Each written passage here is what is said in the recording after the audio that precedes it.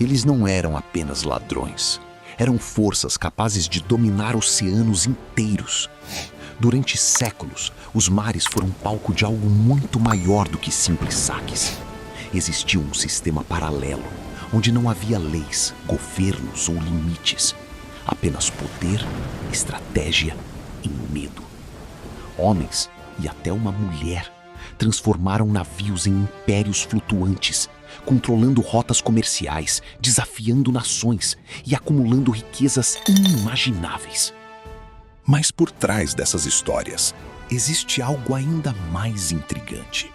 Alguns desses piratas construíram verdadeiros exércitos no mar. Outros espalhavam tanto terror que venciam batalhas antes mesmo de começar. E alguns simplesmente desapareceram, levando seus segredos e fortunas com eles. O mais curioso é que nem todos tiveram o mesmo destino. Enquanto alguns terminaram de forma brutal, executados como exemplo, outros conseguiram algo praticamente impossível: vencer o sistema e sair ricos, livres e intocáveis. Mas afinal, como os simples marinheiros se transformaram nos homens mais temidos do planeta? O que fez esses nomes dominarem oceanos inteiros, enquanto outros eram esquecidos? E por que, mesmo séculos depois, ainda é tão difícil separar o que é história do que é lenda? Antes de responder tudo isso, é preciso entender como esse mundo sem regras começou. Precisamos compreender o que realmente era a pirataria. O navio é nosso!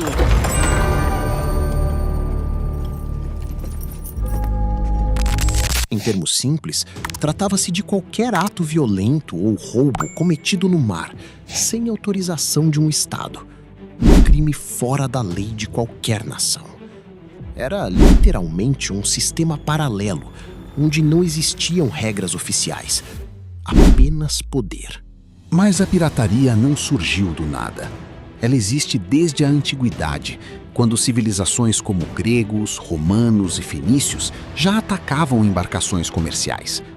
Durante a Idade Média, vikings e outros grupos continuaram essa prática, transformando o saque marítimo em estratégia de sobrevivência e expansão.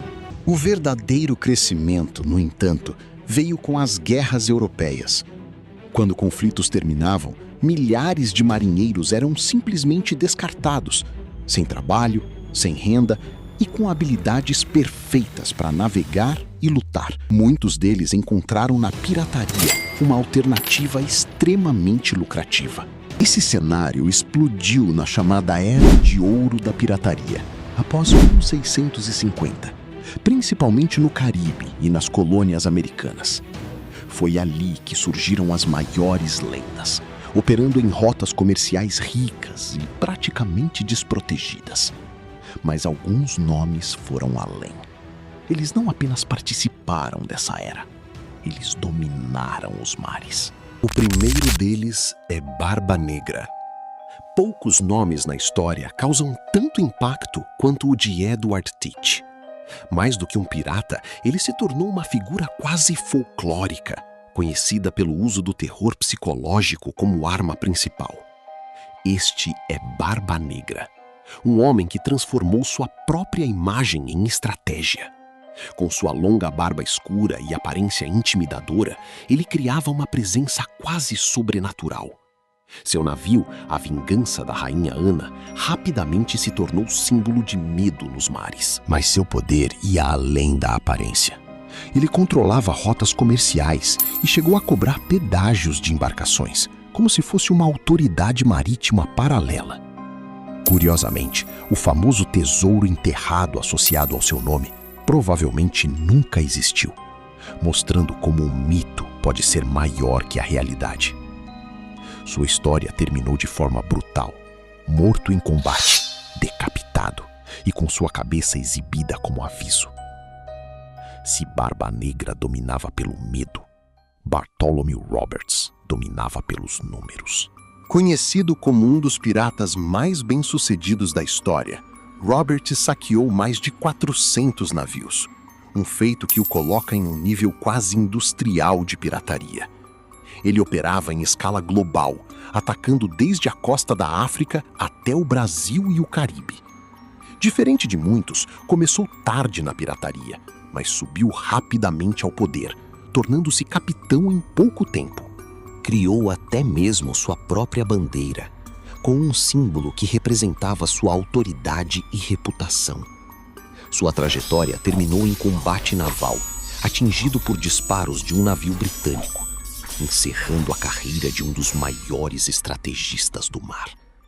Mas nenhum deles chega perto do que Qin Shi construiu. Ela não apenas participou da pirataria, ela redefiniu o que era possível. Qin Shi comandou a maior frota pirata da história, com até 70 mil homens e centenas de navios sob seu controle. Este é um dos maiores impérios marítimos já registrados. Sob sua liderança, rotas comerciais inteiras eram controladas e vilas costeiras pagavam tributos para evitar ataques. Mas o que realmente diferenciava seu domínio era a disciplina. Seu código interno era rígido. Crimes como deserção ou violência não autorizada eram punidos com a morte. Ela enfrentou marinhas imperiais e venceu repetidamente. E quando decidiu parar, fez algo impensável. Negociou anistia, manteve sua fortuna e se aposentou rica. Um destino raríssimo entre piratas. Se alguns lideravam com estratégia, outros governavam pelo terror absoluto. François Lolognais é lembrado como um dos piratas mais cruéis da história. Conhecido como o flagelo dos espanhóis, ele construiu sua reputação através de ataques brutais e métodos extremamente violentos. Durante suas campanhas, saqueou cidades como Maracaibo, acumulando riquezas em ouro, prata e joias. Mas não era apenas sobre riqueza. Seus métodos incluíam tortura para extrair informações, criando uma imagem de terror que o precedia em qualquer batalha. Sua história termina de forma quase simbólica. Após uma expedição fracassada, foi capturado por uma tribo canibal e morto de forma violenta. Um fim tão brutal quanto sua própria trajetória. Mas muito antes desses nomes, outro pirata já havia se tornado lenda. Klaus Stortebeker operava no final da Idade Média, liderando grupos conhecidos como igual-partilhantes, que dividiam os lucros entre a tripulação. Ele atacava navios da poderosa Liga Hanseática, tornando-se uma figura de resistência contra o poder econômico da época. Após ser capturado, foi executado publicamente. Mas sua história não terminou ali. Segundo a lenda, após ser decapitado, seu corpo ainda caminhou alguns passos. Uma imagem que o transformou em mito e símbolo popular. Se alguns viraram lenda, outros desapareceram completamente. Henry Avery realizou um dos maiores roubos da história ao capturar o navio Ganji Sawai, pertencente ao Império Mogol. O saque foi gigantesco. Ouro, prata e joias em valores que hoje equivaleriam a milhões. Mas o impacto foi ainda maior. O ataque gerou uma crise internacional, colocando governos contra ele e iniciando uma caçada global. E então, ele simplesmente sumiu. Seu destino nunca foi confirmado. Alguns dizem que morreu pobre, outros que viveu escondido com sua fortuna. Um fantasma da história. Por fim, temos Thomas Teal, um dos responsáveis por criar a chamada Rota Pirata no Oceano Índico. Ele abriu caminho para operações extremamente lucrativas. Em pouco tempo, acumulou grande riqueza atacando embarcações comerciais, tornando-se símbolo de sucesso rápido na pirataria. Inclusive, participou de ataques ao lado de Henry Avery, mostrando como esses piratas operavam em rede. Mas sua ascensão foi tão rápida quanto sua queda. Durante um combate, foi atingido por um disparo de canhão e morreu instantaneamente, encerrando sua trajetória de forma abrupta. 7 nomes, 7 histórias. Mas um padrão começa a surgir. Esses piratas não eram apenas criminosos isolados. Eles eram estrategistas, líderes e, em muitos casos, verdadeiros símbolos de poder em um mundo sem regras claras. Alguns construíram impérios e dominaram rotas comerciais inteiras. Outros espalharam terror suficiente para vencer batalhas antes mesmo de começarem. E seus destinos refletem isso.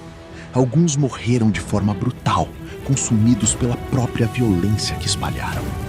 Outros desapareceram, deixando apenas perguntas e mistérios. E poucos, raríssimos, conseguiram vencer o sistema e sair por cima. A verdade é que a linha entre mito e realidade talvez nunca seja completamente clara. Porque ao longo dos séculos, suas histórias foram contadas, exageradas e transformadas em lenda. Mas uma coisa é certa: depois deles, os mares nunca mais foram os mesmos.